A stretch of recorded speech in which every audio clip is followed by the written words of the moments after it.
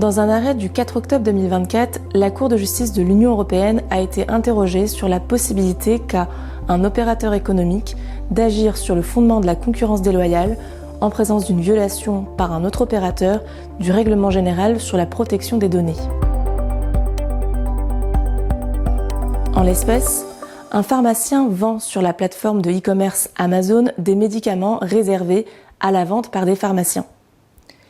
Lors de l'achat, le client entre des informations personnelles telles que le nom ou l'adresse de livraison, mais aussi des données permettant l'individualisation des médicaments.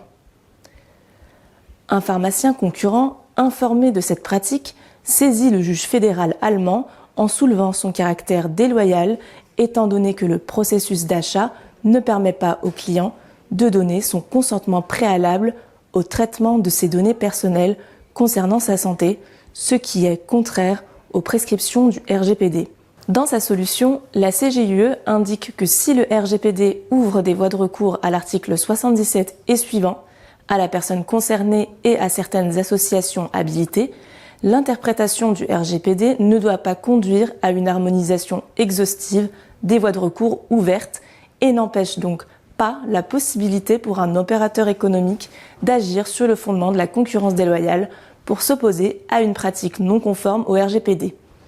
Ainsi, cette décision s'inscrit dans la lignée de la jurisprudence française qui considère depuis fort longtemps que la violation d'une disposition légale par une entreprise est constitutive d'un acte de concurrence déloyale par manquement à la loi à l'égard des autres acteurs économiques.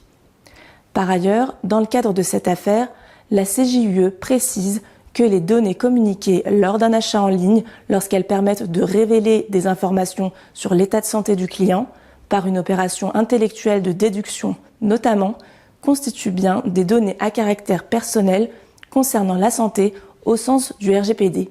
y compris lorsque l'achat du médicament n'est pas soumis à une prescription médicale.